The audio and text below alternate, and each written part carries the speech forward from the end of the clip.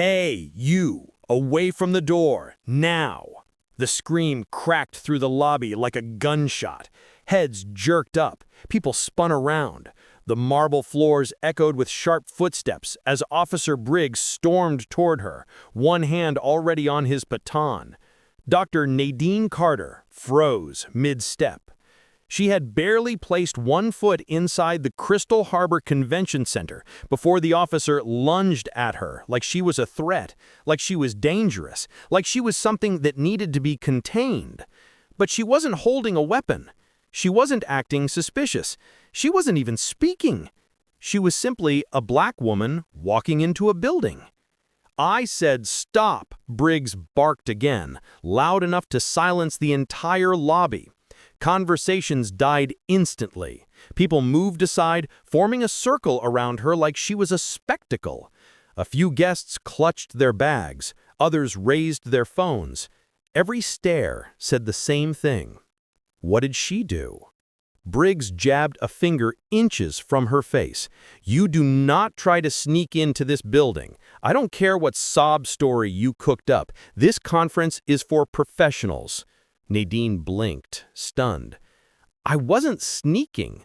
He cut her off with a shove to the shoulder. A shove! In front of everyone? "Don't talk back to me. You're not on the list," he hissed, stepping closer, breath sour with coffee and arrogance. "You see these people?" He motioned at the lobby full of wealthy executives. "They belong here. You? Not a chance." A few people snickered. And that's when his voice turned into a slow, cruel drawl, the kind meant to embarrass someone until they break.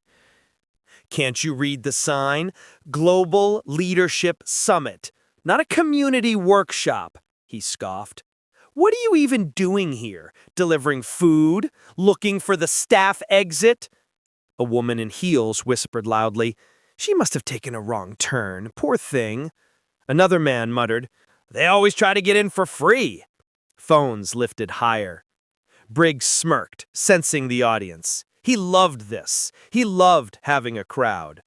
"Go on," he said mockingly. "Show me the pass you printed at home. I could use a laugh." Nadine took out her badge slowly, calmly, but Briggs grabbed it from her hand before she could speak. He studied it for half a second, then held it up in the air like trash. "Fake. Looks like something a kid makes on Microsoft Paint." The embarrassment hit her stomach like a punch. But Briggs wasn't done. Not even close. "Listen," he said, voice rising for maximum humiliation. "I'm trying to help you before you embarrass yourself even more. These are CEOs, policymakers, economists, important people. The real keynote speaker's arriving soon, and trust me, she looks nothing like you." Nadine felt the heat but 100 eyes burning into her skin. Someone whispered, "This is why security is necessary." Another said, "She should be grateful they caught her." Briggs stepped so close, she had to tilt her chin up to meet his eyes. "This is your last warning. Leave before I remove you myself." Her heart clenched, but not from fear, from fury. Quiet, controlled, ice-cold fury. "Officer Briggs," she said softly, "you're making a mistake." Briggs chuckled, loud, arrogant, humiliating. "A mistake?" He spread his arms dramatically, showing off the crowd. "Lady, the only mistake here is you thinking you could waltz in here and pretend to be educated." A gasp rippled through the lobby.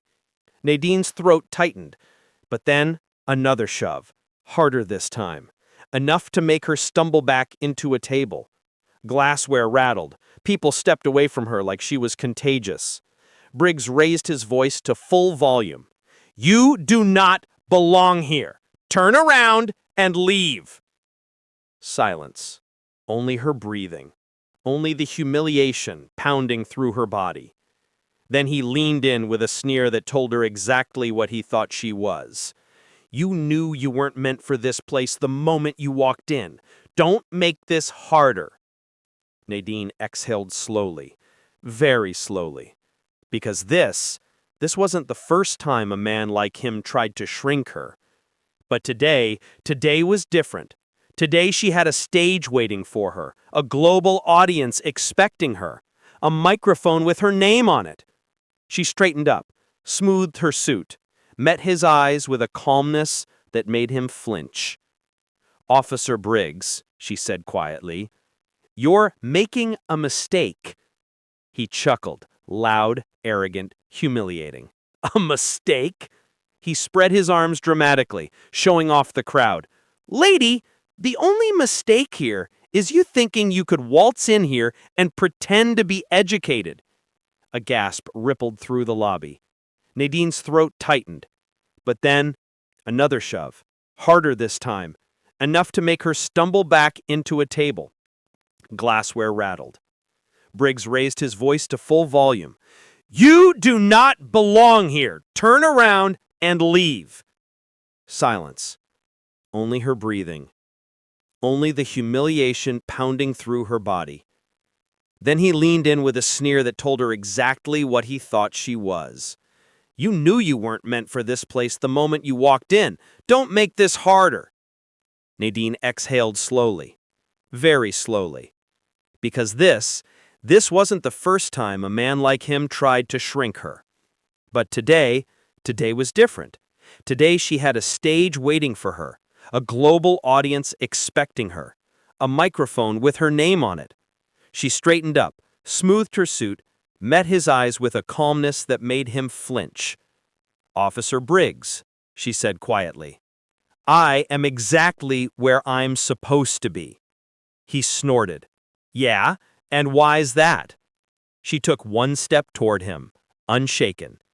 "Because the woman you're blocking," she lifted her chin, "is the keynote speaker you're bragging about." The lobby cracked open with gasps. People turned. Whispers exploded. Even the officers behind Briggs stiffened.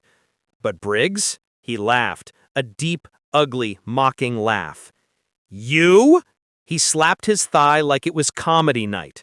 "You expect me to believe you're Dr. Carter? The economist genius? The author? The international advisor?" He shook his head. "Try harder." Nadine simply said, "Check the schedule." And with those three words, the humiliation shifted, the power shifted, the entire room shifted. Because a woman they mocked, shoved, humiliated, judged, and dismissed was about to walk onto a stage built for the world's most influential leaders, and every second of their cruelty, they were about to regret. The moment Maya stepped inside, the temperature of the room seemed to drop 10 degrees. Not because it was cold, because every pair of eyes turned toward her like she was an intruder. 3 security guards stood near the registration desk, big, broad, and already smirking like they'd been waiting for a reason to feel powerful. And she had just given them one. The first guard, a tall man with a buzz cut and an ego you could see from space, looked her up and down like she was a kid who'd wandered into a restricted zone. "Ma'am, attendees only." His voice was flat, dismissive, sharp enough to cut pride. Maya kept walking, calm, deliberate, confident. But that confidence only annoyed him. He stepped in front of her, blocking her path so close she could see the veins in his neck pulsing. "Hey, I'm talking to you." People nearby slowed their steps. Phones suddenly lifted. Whispering began like little sparks of gossip, ready to turn into a wildfire. Maya lifted her folder, her credentials. But before she even opened it, the second guard laughed. Not a small laugh, not polite. A laugh that said everything. "You? In here? Nice try." He nudged the first guard. "What she thinks she's doing? Deliveries through the back, sweetheart." That word, sweetheart, was dipped in disrespect. Maya's jaw tightened. But she didn't snap. Not yet. Because in her world, restraint was a weapon, and she'd been sharpening it for years. The third guard, the one standing slightly behind them, crossed his arms and added, "This is a professional tech summit. If you're lost, security can escort you out." Escort. Out. They were talking to her like she was a threat, like she was a trespasser, like she didn't belong in the very building she would soon be addressing as its highest-profile speaker. Maya inhaled slowly. Not fear, not intimidation, strategy. Because she could already feel the moment building, the moment when all 3 guards would realize who they had just tried to humiliate in front of a crowd. But they weren't done. Oh no, the bullying had just begun. The buzz-cut guard tilted his head with that slow, mocking smile people use when they believe they've already won. Let me make this simple. You're not on the list. Turn around. A small circle of conference attendees had fully stopped now, staring, judging, enjoying the spectacle like it was part of the entertainment package. Maya finally spoke, soft, controlled, but powerful enough that the people nearby straightened. "Is this how you greet every woman who walks in?" The guard scoffed. "No, just the ones who obviously don't belong." There it was. The insult. The spark. The moment the audience would hold on to, because everyone could hear it.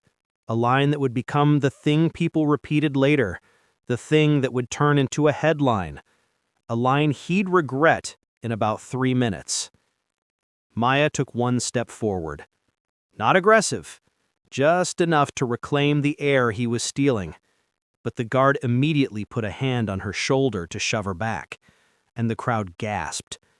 That was the mistake. That touch, unnecessary, unprovoked, filled with authority he did not have, marked the exact second everything began to shift.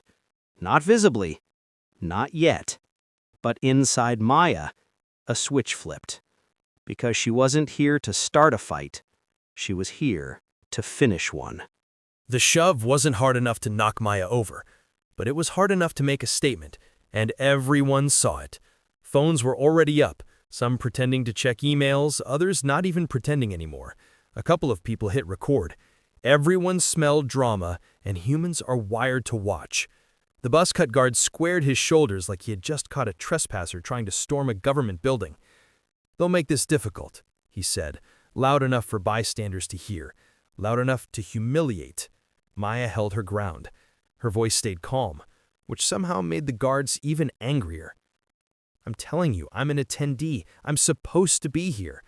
The second guard snorted dramatically, hand on his hip. "Yeah, and I'm the president." A few people laughed, the type of cheap laugh insecure people give when they see someone being put down by someone in uniform. The cruelty wasn't accidental. It was coordinated. Bullies always form packs. Maya lifted her badge again. Simple gesture. Peaceful. Professional. But Buzzcut slapped it down with the back of his hand. Slapped it down. The badge hit the floor, clattering against the marble. The whole lobby fell silent. Not out of sympathy for her, out of shock that he actually did it. The humiliation was cold. Sharp. Public. Maya's chest tightened, not from fear, but from the sting of being mocked for simply existing in a space she had earned.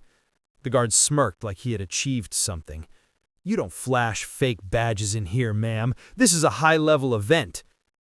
Fake badge. The implication hit harder than the slap. He wasn't just saying she didn't belong. He was saying she was a liar, a fraud, an imposter, someone trying to sneak into a world she couldn't possibly be part of. Maya exhaled slowly, picking up her badge from the floor. Her hands didn't shake, her voice didn't break, but her silence was razor-sharp, the kind that cuts without moving.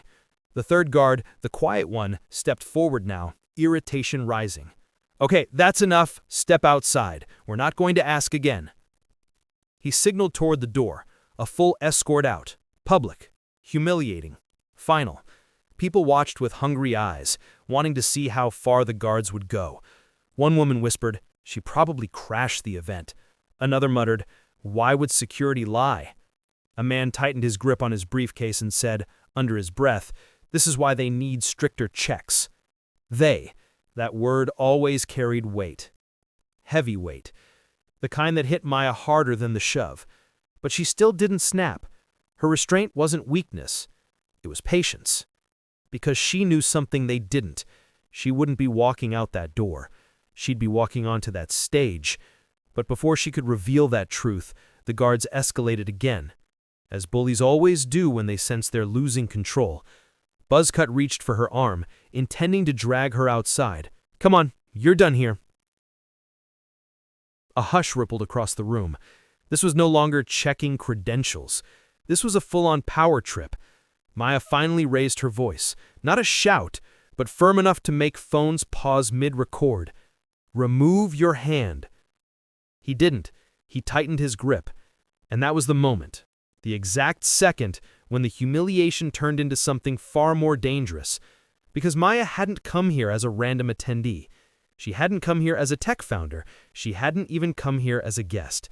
She was the woman whose words would be broadcast on every screen inside that building in less than an hour, and none of them knew it. Not yet.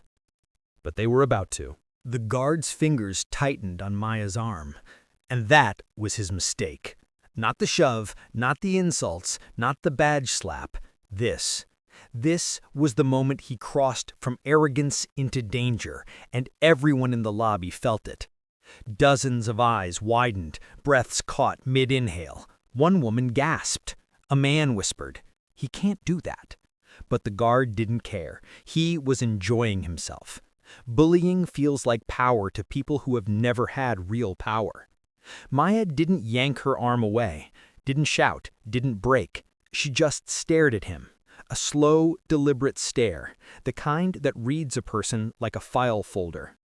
The guard shifted, suddenly uncomfortable. Before he could speak, a voice cut through the lobby like a blade. "Hey, what the hell is going on here?" Everyone turned. It was Elliot Grant, the event coordinator, practically sprinting across the marble floors, headset bouncing, eyes wide with panic. He looked from Maya, to the guard gripping her arm, to the badge lying in her hand. His face drained of color. "Let her go!" he barked, louder this time. "Right now!" Buzzcut blinked like he had been slapped. "Sir, you put your hands on her?" The guard froze. Elliot didn't wait for the answer. He grabbed the guard's wrist, peeling his hand off Maya like removing something dirty. "Are you out of your mind?" His voice cracked with fear, not anger. Fear. Because Elliot knew exactly who Maya was. He knew the email signatures. He knew the guest list. He knew the keynote lineup. And he knew the security team had just laid hands on the one person nobody should have touched. The guard stuttered. She doesn't belong here. She couldn't show ID." He turned on him so sharply, the guard stepped back. "She showed you her credentials. Her name is on every banner in this building." Murmurs rippled across the lobby. People began whispering, turning to each other, covering their mouths, eyes bouncing from Maya to the guards and back again. Buzzcut gave a weak laugh, pointing at Maya's simple dress, her natural hair, her tote bag. "Her? She's the keynote speaker?" He said it with disbelief, with insult, with the same tone someone might use to say, "Her? Impossible!" Elliot didn't respond. He didn't need to, because right at that moment, a giant, 20-foot banner illuminated above the escalators. It showed a face. Her face. Under it, bold letters. Maya Andrews, Keynote Speaker. Founder, AI Ethos Institute. Former Policy Advisor, U.S. Senate. The lobby went dead silent. A few jaws literally dropped. A couple phones lowered in shame. Someone whispered, "Oh my God." The guard's eyes flicked from the banner to Maya's face to his own hands.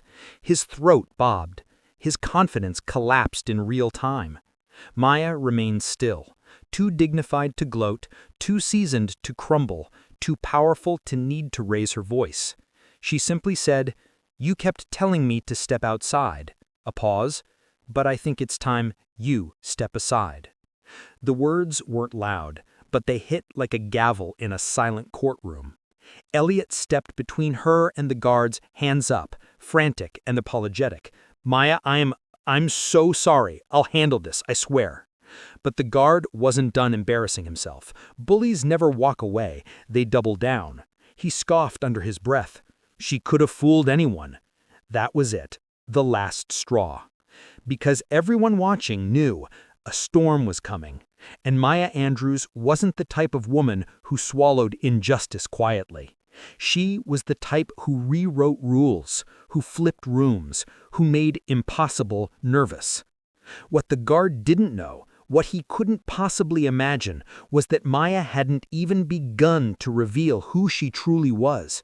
And the next section, the consequences start landing hard. The guard tried to recover, tried to puff his chest again, tried to pull authority out of thin air like it hadn't just evaporated above him in 20-foot glowing letters. But you can't intimidate someone after the whole lobby sees you manhandle the keynote speaker. He muttered, "Well, she shouldn't dress like someone off the street." The words were barely audible, but they were loud enough. Gasps shot through the lobby. One woman clapped her hand to her chest. A man in a business suit spun around and whispered, "Did he really just say that?" Elliot whipped his head toward the guard. "Stop talking!" But it was too late. Maya didn't move, didn't blink, didn't even breathe differently. Her stillness was what made the guard nervous now. Not her voice, not her badge, not the banner hanging above. It was the calm that comes before a verdict.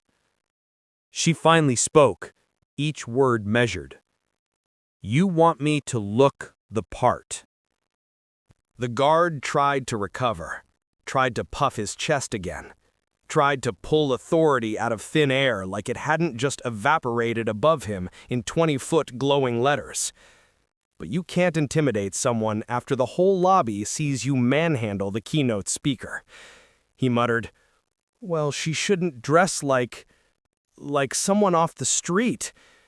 The words were barely audible, but they were loud enough. Gasps shot through the lobby. One woman clapped a hand to her chest. A man in a business suit spun around and whispered, "Did he really just say that?" Elliot whipped his head toward the guard. "Stop talking." But it was too late. Maya didn't move, didn't blink, didn't even breathe differently. Her stillness was what made the guard nervous now. Not her voice, not her badge, not the banner hanging above. It was the calm that comes before a verdict. She finally spoke, each word measured. "You want me to look the part?" The guard swallowed. Maya gently placed her tote bag on a nearby chair. Her hands were steady, too steady. She didn't raise her voice. She didn't lecture him. Instead, she pulled out a slim leather folder. Inside it was a document with a gold seal. She held it up just enough for the guard and the front row of onlookers to see.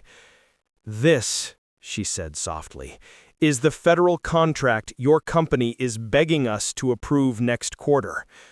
A ripple spread, a physical wave of disbelief as people leaned forward. The guard's jaw unhinged. His partner's eyes went round as coins. Someone whispered loudly, "Wait, she's the one reviewing the contract?" Maya nodded once.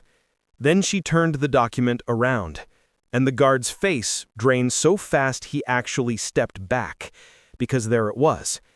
AI Ethos Institute, Ethical Security Evaluation Panel. Lead reviewer, Maya Andrews. Elliot looked like he might faint. Half the lobby froze. The guard opened his mouth, closed it, opened it again, like a fish struggling for air.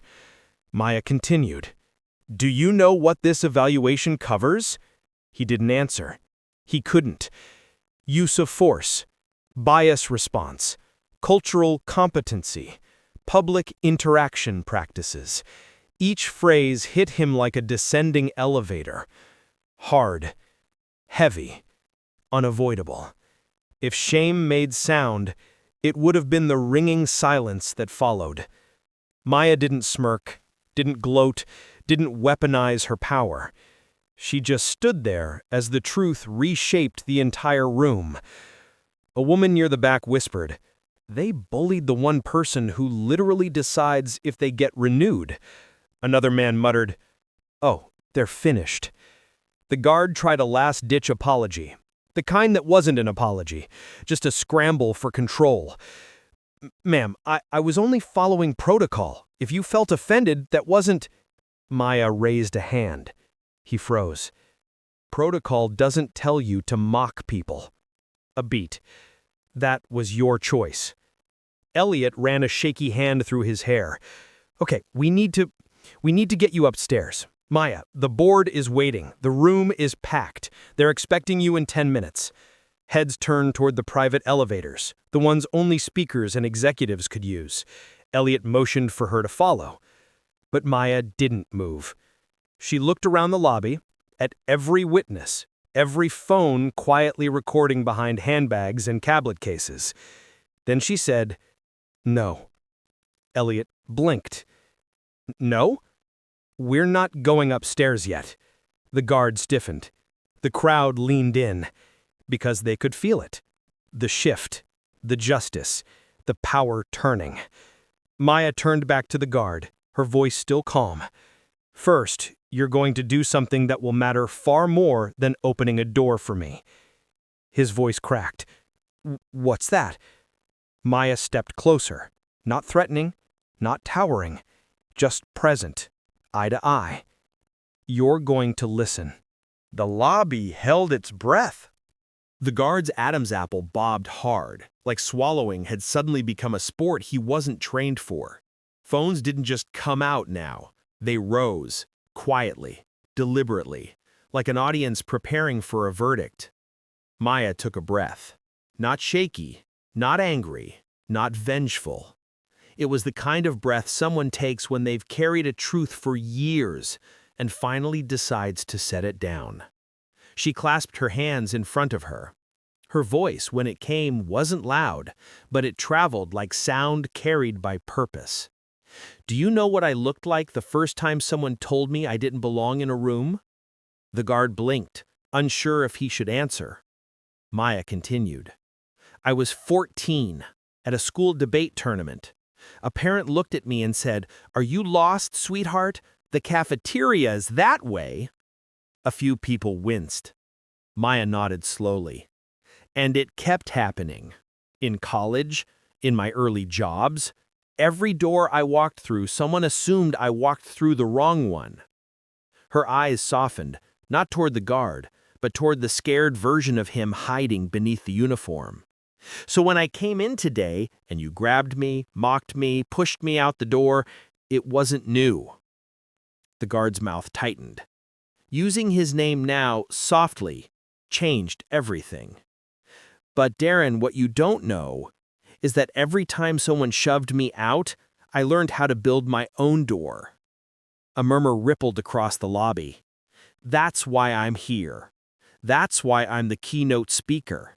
That's why I'm the one approving your company's contract. Not because I look like power, but because I had to fight twice as hard to earn it." Elliot swallowed hard.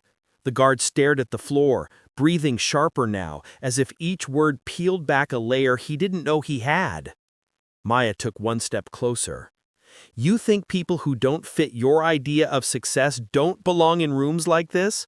But let me tell you something." She turned slightly, her voice rising without shouting. "Some of the smartest people in this country aren't wearing suits. They're wearing scrubs, hard hats, aprons, uniforms." A woman in the back whispered, "Amen." Some geniuses don't have the right badge, or the right shoes, or the right hair, or the right color. The guard's eyes glistened now. He blinked fast to hide it. "Darren, you didn't just block me today." Her voice had weight. "You blocked the hundreds of little girls who look like me, who will walk in the rooms like this someday and deserve to be treated like they belong." Silence hit the lobby like snowfall, soft but absolute. The guard whispered, barely audible, I'm sorry." Not defensive, not rushed, real, authentic, human. Maya nodded. Good. A beat. Now do better. The crowd exhaled, a sound like a wave breaking. Elliot wiped his forehead. Okay, Maya, the board is ready. Should we? She held up a finger. The elevator door pinged open, and two assistants, one carrying a headset, the other holding a neatly bound stack of notes, rushed toward her. Miss Andrews, your mic check is done. They're seated. You're on in 5. Maya smiled softly. Not for the assistants, not for the guard. For every person watching. Let's give them a keynote they'll never forget. She turned toward the elevator. But as she stepped forward, the entire lobby began to applaud. Not politely, not out of obligation, a rising, rolling, powerful applause, the kind that starts in a few hearts and spreads like fire. People stood. Phones stayed raised. The guard didn't applaud. He simply bowed his head. He understood this wasn't a performance. It was a reckoning, a lesson, a pivot point. And Maya Andrews, the woman he mocked as out of place, was about to step onto the biggest stage of her career with a room full of witnesses who had just watched her do what keynote titles promise, but rarely deliver. Lead, teach, transform. The doors to the auditorium swung open with a soft hydraulic hiss, but the reaction waiting behind them wasn't soft at all. Heads turned. Whispers shot down the aisles. A ripple went through the crowd like someone had dropped a stone into still water. People knew a keynote speaker was arriving, but they weren't expecting her. Not the woman who'd just been shoved out of the lobby, not the woman half the attendees had scrolled past earlier assuming she was event staff or someone's assistant. Not the woman security nearly dragged across marble flooring, but the badge around her neck said it plainly. Keynote Speaker, Maya Andrews, Global Equity Commission Lead. Elliot walked 2 steps behind her, face pale, lips tight, looking like he'd been hit by a freight train labeled Consequences. The entire front row of high-ranking executives tensed. And then the shockwave hit. Because as Maya reached the stage steps, the massive screens flanking the auditorium flickered and projected a live image of her walking in. Someone gasped. Someone else whispered, "That's her. That's the one security grabbed." And then a single clap from the back. Then another and another, until the applause rolled forward like thunder across a field. Maya didn't speed up. She didn't wave. She didn't break into a run or shrink under the lights. She walked with the quiet confidence of someone who had already survived the worst moment of her day and refused to let it define her. When she stepped onto the stage, the applause didn't fade. It grew and grew. The moderators sitting off to the side exchanged glances. This wasn't scripted. This wasn't scheduled. This was respect being paid in real time. Maya walked to the podium, adjusted the mic, and looked out at the sea of faces. Executives in $1,000 suits, scholars, CEOs, politicians, community leaders. Every one of them expecting a keynote about equitable innovation in the modern workforce. But Maya didn't open her notes. She didn't even touch them. She looked into the crowd with eyes still burning from the injustice she'd faced less than an hour ago. And she began, not with statistics, not with policy, not with corporate language, but with truth. Before I start this keynote, there's something you all need to know. The room went still. Less than 60 minutes ago, I was stopped, mocked, and physically blocked from entering this building. A few people shifted uncomfortably. Others lowered their heads. Not because my badge was wrong, not because I was late, not because I posed a threat, but because someone decided, based on how I look, that I didn't belong in this room. The applause died instantly. Silence replaced it. The kind of silence that crushes down on a room and forces everyone to confront the truth they'd rather pretend doesn't exist. Maya continued. And if this can happen to me, a commission leader, a keynote speaker, a woman with the credentials you say you value, then imagine what happens to the people you never see. Her voice didn't shake, it sharpened, it strengthened. Imagine how many brilliant minds were kept out of rooms like this before they ever had a chance. A woman in the third row covered her mouth. A man in the front row clenched his jaw. Maya leaned in. That's why I'm here today, not to talk at you, but to talk to you. She paused. And to ask one question. How many doors have you closed without even realizing your hand was on the handle? A collective inhale moved through the audience. But she wasn't done. Today's keynote isn't about innovation. It's about accountability. Another ripple. It's about recognizing the systems we maintain, even when we claim to be building a better world. Her voice softened, but somehow became even more powerful. And it's about making this room and every room after it accessible to the people who were born to change it. Silence. Not the awkward kind, not the confused kind, the charged kind, the listening kind. The kind of silence that means you've got them, every single one of them, in the palm of your hand. And then Maya did something no one expected. She turned slightly toward the camera crew broadcasting the event live. And to the young people watching this, those who've been told they don't belong, I see you. The screen behind her magnified her face, calm, steady, resolute. Her words hung in the air like a promise, like a prophecy, like a match waiting to hit gasoline. She straightened her shoulders. Let's begin.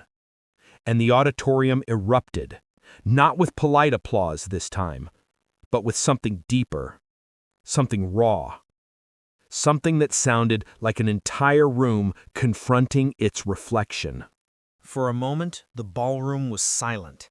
Not the awkward silence of confusion, not the tense silence from earlier, but the heavy, breath-holding kind. The kind that hits a room right before thunder.